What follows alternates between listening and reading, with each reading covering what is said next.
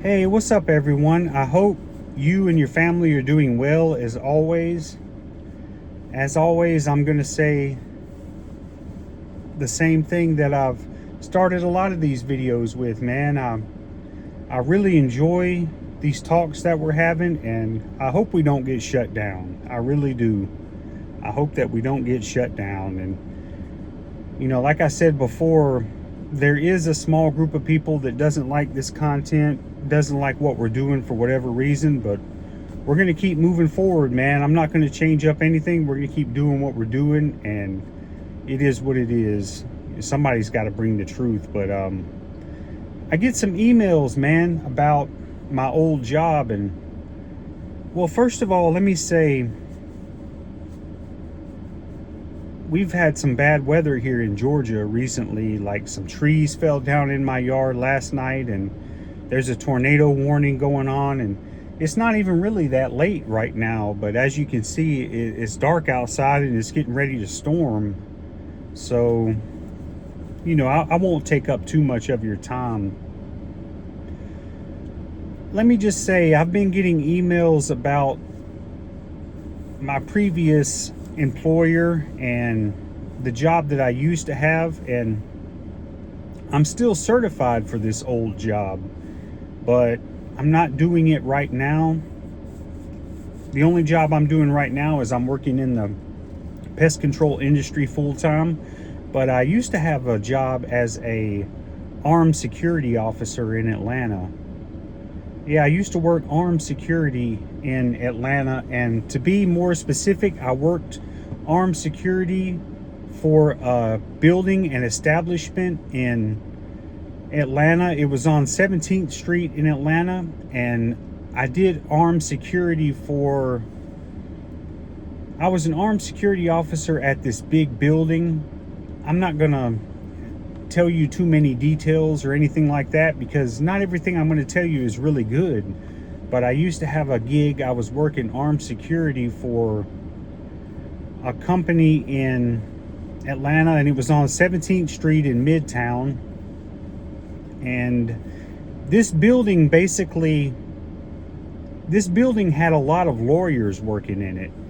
And these were high profile lawyers. They were lawyers that were working on high profile cases. And, pretty much I was briefed every day on, like these lawyers receiving death threats, and, people knocking out the windows in their cars, and all kind of bad stuff was happening to them. Not necessarily really bad things, but they were definitely being harassed. I mean, to me, that's a bad thing. And, we wanted to keep these guys safe while they were working in this building. So I was working armed security for them, and my job working for them was at night. I worked at night. I went in at 11 o'clock at night, and I would get off at 7 o'clock in the morning, and then I would go out and do pest control all day. So, it wasn't something that I couldn't really keep that going along with pest control all the time. So I stuck with pest control, and, I've kind of given up on armed security as of now. I mean, I'm still certified, but, it's not necessarily something that I'm pursuing right now or something that I'm doing right now. But I did have to go through the firearm training and, the law enforcement training and stuff like that. I did have to go through that, and I'm still certified. But nevertheless, let me tell you a little bit about this job, man. It wasn't, unicorns and rainbows and all good stuff all the time. It really wasn't. I mean, they put me on this site at night. And, I remember going into the job thinking, like, why do they got me working for these high profile lawyers, working security for them?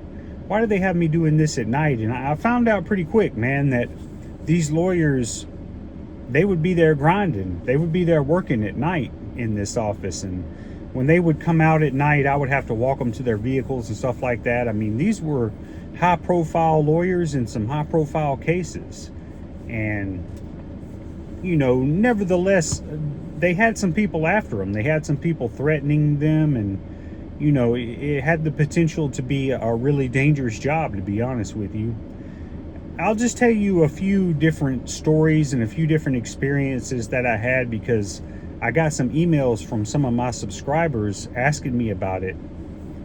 I know I did some videos in the past where I had on my security officer uniform, and you know, I wasn't talking about security at that time, but nevertheless, people are curious and they want to know about it. So I'm going to tell you a few different experiences that I had. The first one, I remember I came to work one day and I had made my rounds. I was what we call in security a rover. That was my job. I would make rounds, and you know, I would walk these lawyers out to their vehicles at night when they would leave. Sometimes they would be working till 2 or 3 o'clock in the morning, and then they would be wanting to go home, so I would walk them out to their vehicles and stuff like that. And I remember one time I had made my rounds as a rover, and I was just kind of in a control room chilling out. You know, I was looking at some camera footage in there, and I was just chilling, man. I mean, I had my feet propped up. I was relaxing. I didn't have anything big going on, and my walkie-talkie went off, and it was another security officer that was trying to get my attention. So I answered it and asked her what was going on, pretty much, and she told me that there was a vehicle outside on the parking level that I was responsible for. I believe it was parking level number 2 on the building that I was working at, 17th Street in Midtown Atlanta. And on parking level 2, she said this red newer Camaro was going to pull up at a certain time, and she told me basically, the dude that gets out of the car, you know, you could go ahead and get on him and apprehend him, and you can arrest him right there on the spot, you know, and the police are going to come and they're going to help you, and they're going to take over from that point, and you don't have to ask any questions. You don't have to do anything, you know. Just when you see this guy, grab him. That's what they told me.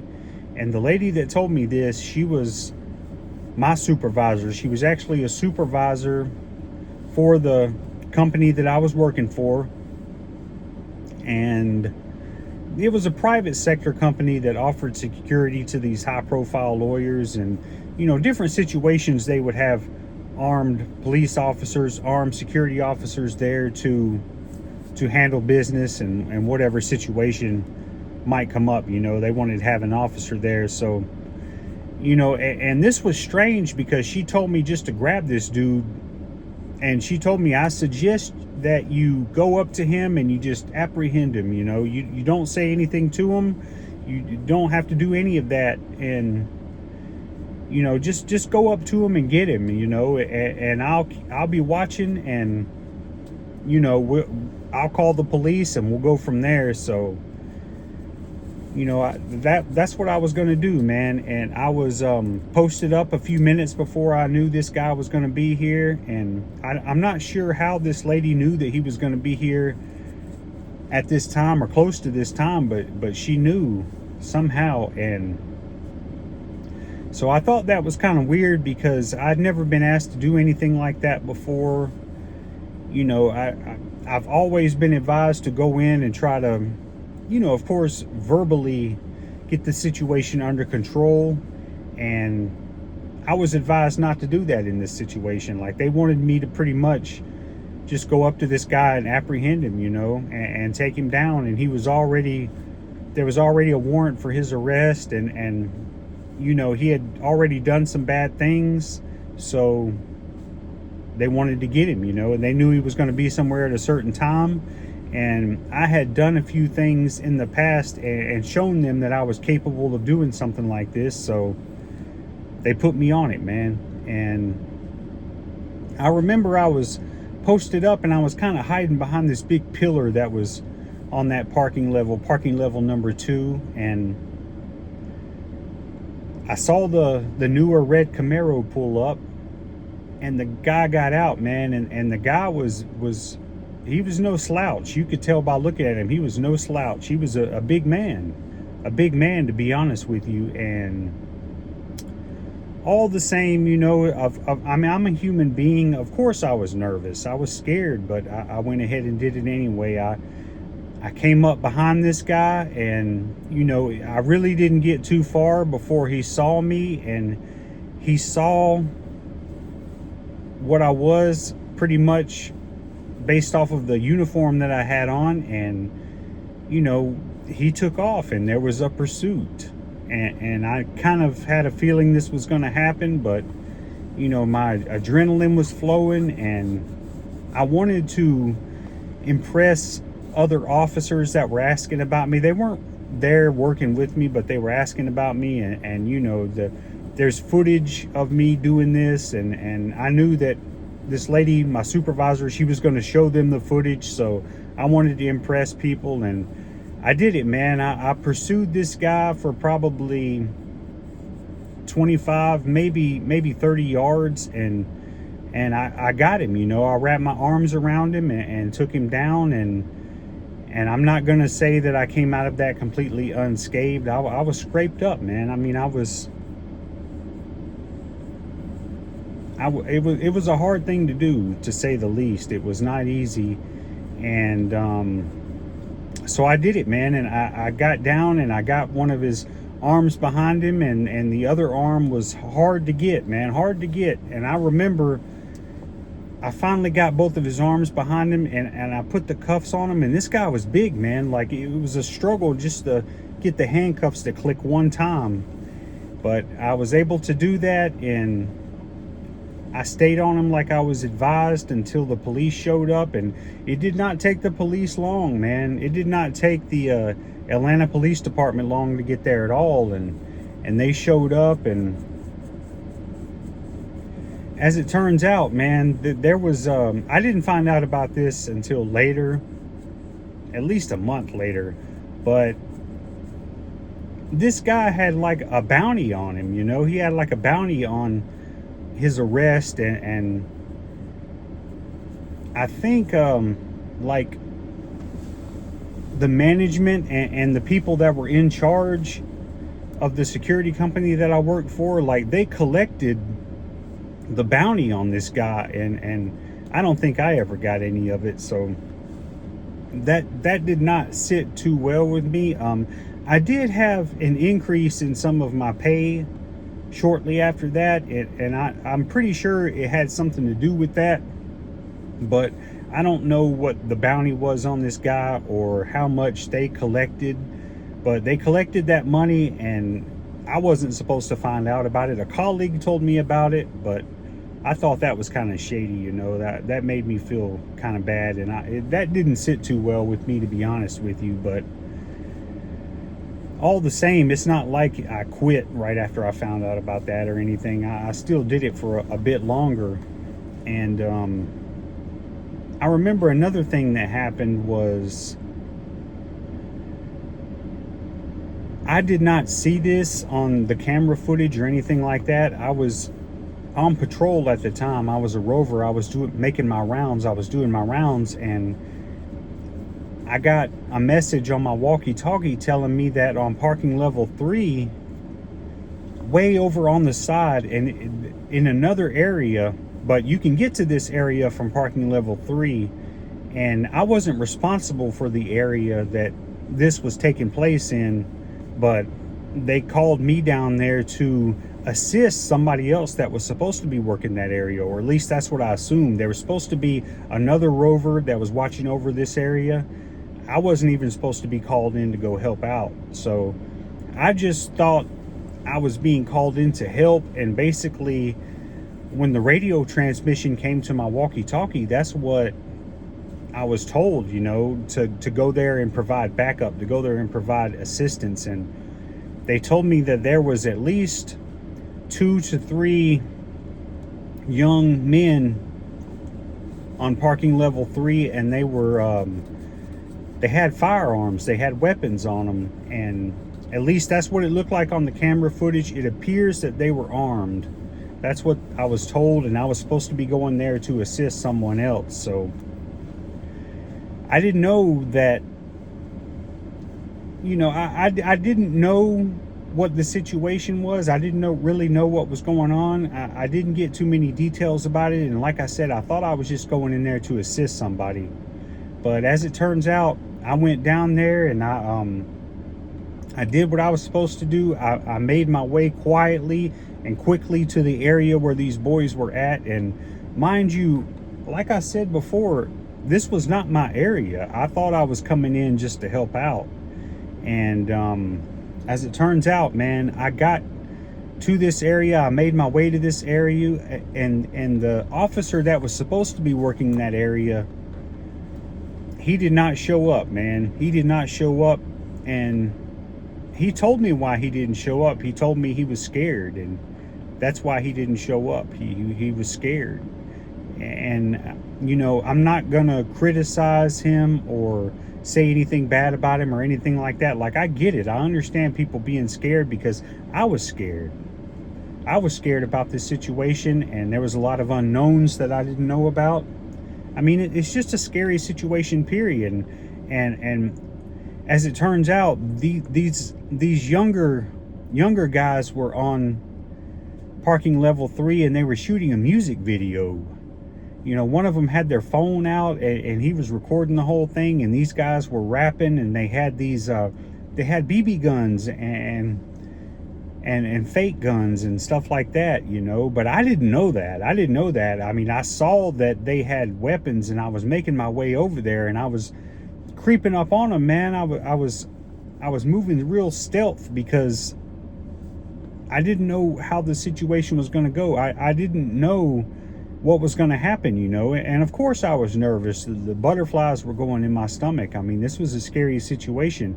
And as I got close enough, I saw that they did have guns, you know. I didn't know they were BB guns. I didn't know they were fake guns. And I had no idea they were shooting a rap video on this parking level at 2 o'clock in the morning for whatever reason. I didn't know. So I ran up on these dudes with my gun pulled out, and I approached them, and you know, I was forceful. I did what I was supposed to do, and I, you know, I contained the situation like I was supposed to. And they told me pretty quick that the guns were fake, and they were shooting a video, and you know, the BB guns that were there, I confiscated those BB guns, and there was 4 people there all together. And you know, it was a scary situation for me, because I didn't know what these guys were going to do.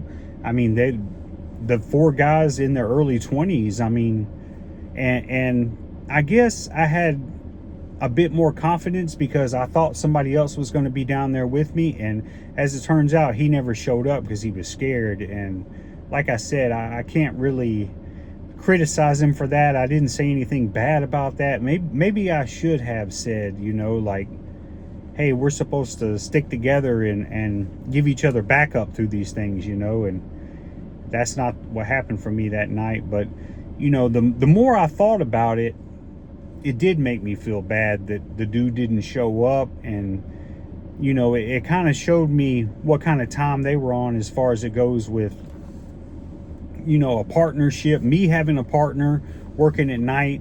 Because you know, things did happen working there at night, and you know, people did try to intimidate these lawyers at night and things like that. And it really did not sit well with me that I went down there to do my job, and I didn't have anybody helping me out. That didn't feel good.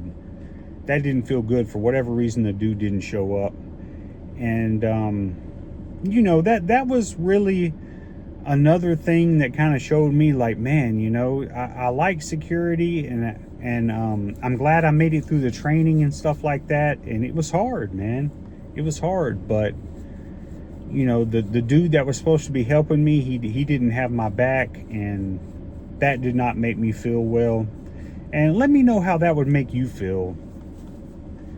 But you know, I didn't make a big fuss about it or anything like that, and maybe I should have.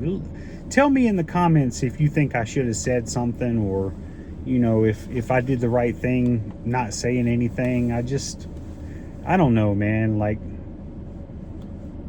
the situation did shake me up, I will say that. And Another thing that happened was one time I got into a physical altercation with somebody on parking level 1, which was actually the first level that you get to when you're coming out of the building and you're going downstairs to the parking levels. It's like the first level that you get to, and there was a domestic dispute down there, and I knew I was going to be going into that by myself, but the dude was acting crazy, and he was pushing on the woman and stuff like that. And so I went down there, and I was just talking and trying to get the man to calm down, and there was an altercation between him and I got punched in the eye when that happened. I got punched in the eye, but I saw on the footage when this happened, and I guess it was adrenaline. I don't know, but I didn't hit the dude back or anything like that. I don't know, man. He punched my eye, and it's like the punch didn't even faze me. If you've ever had that happen before, like my head did not even move when the punch happened. Like when his fist made contact with my eye, my head did not even move. Like it was like it didn't happen at all, like I got him down and got his arms behind him and restrained him and did what I was supposed to do, and I never threw a punch or had to do anything like that. It was just I was just able to do the restraint maneuvers, and that was the end of the situation, and I had a little bit of a black eye.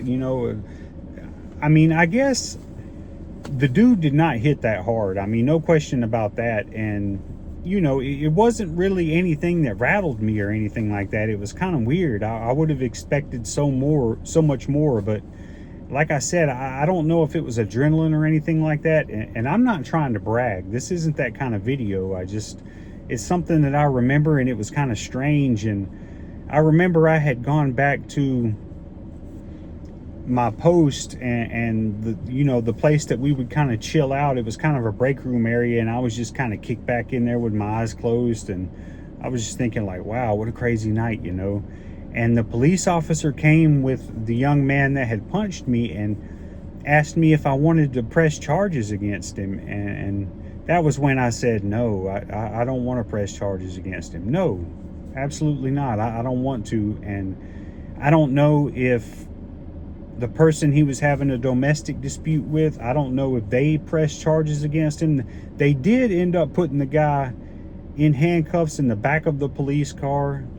I don't know what happened about that situation. Like, I didn't press charges, or I didn't want to press charges for anything, for getting punched or anything like that. So I don't know what happened about the situation, but and I mean, that was just a personal decision of mine. Like, I don't know what happened at that time. It could be, a moment of passion or something like that. Maybe he had something like that going on. And, I didn't want to do something, so to speak, to make the situation worse. And let me know in the comments if you think that was the right decision or not. But, just at that time and what happened in that situation, and based off of what I saw and everything that happened, like I didn't want to press charges.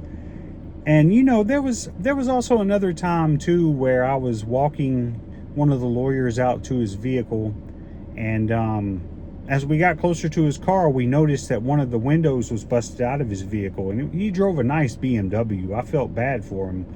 But then off in the distance, I heard tires screeching on the ground, and I saw somebody driving fast. So I just grabbed this lawyer and kind of pushed him down on the ground, and kind of covered him a little bit, because I didn't know what was happening. And I don't ever know what came of that. Like, nobody tried to shoot at us or anything like that, but I think the whole situation did have something to do with that lawyer, and maybe somebody was attempting to do something. I don't know, but I remember that was, believe it or not, that was actually probably something that rattled me the most. And like, I think that was something that happened, shortly before my last day doing this. And you know, people ask me if I'm ever going to get back into security again, and I would say it's definitely a possibility. I mean, it's not something that I hated. I enjoyed the job, actually, to be honest with you. But I think if you have a wife and a kid, or wife and kids at home like I do, and you know, if you're gone working all the time and they miss you, you know, you probably want to get home to your family. You probably want to spend time with your family. Don't let them miss you too much. I would definitely give you that advice. Like, family first, you know, and put your wife and your kids first.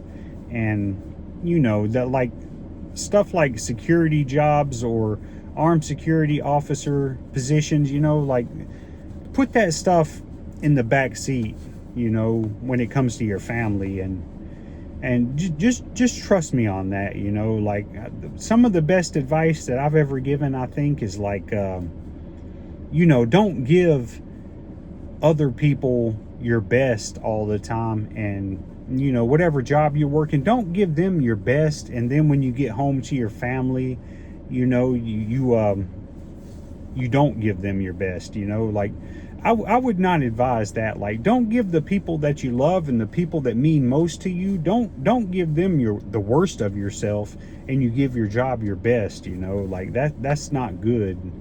And you know, I'm not saying that I was doing that, but you know, nevertheless, like, always keep your family first. Always keep your kids and your wife first. And you know, that was kind of the advice that I was going off of, and the advice that I was taking when I gave the security job up. And another email that I got too was somebody was asking me, like, what kind of tactical move that I did when I was working armed security, like what kind of advice I could give them, like when you're moving quickly on your feet and you're, you know, carrying or you've got your pistol and you're moving quickly on your feet, and you may have to fire off some shots while you're moving. Like, they were asking me from a tactical perspective how I did something like that. And you know, I can tell you what worked for me, and this is not necessarily the way I was trained, but it's what worked for me, and it's the way that I always did it. Like, I will tell you, I'm right-handed, so when I shoot a pistol, I'm pulling the trigger of the pistol with my right hand. I'm squeezing the trigger with my right hand, and I would always hold the pistol in my right hand. And I would do armed security at night, so when I was making my rounds, you didn't always have the best lighting around the vehicle, or around the building or anything like that, or around the vehicle that I would be in. Sometimes when I was being a rover, you would not always have the best lighting because it was at night. So I would have a flashlight in my left hand, some kind of light in my left hand, and I would use my entire left arm to kind of steady myself, you could say. And I would go over my left arm with my right arm, holding the flashlight with my left arm and holding the pistol with my right arm, and just kind of balance it. You're kind of balancing your pistol off of your left arm, you know. So I'm shining the light that I have in my left arm so I can see very well, and I'm using my left arm to balance my right hand that has the pistol in it. And I could move quickly on my feet and be able to keep the gun steady enough where I can aim well and you know, shoot my intended target. And I did observe somebody that did it that way, and he was one of the people that was training us when we was going through the firearm training, and that I kind of adapted that from him, and that was the method that was, you know, most effective for me. And I've seen people do other things. I've seen different stuff. I've seen really good security officers, you know, kind of get out there and kind of be sloppy looking, but they got the job done at the same time, so nobody could really say anything. You can't tell them that their technique doesn't work or anything like that, because it did work.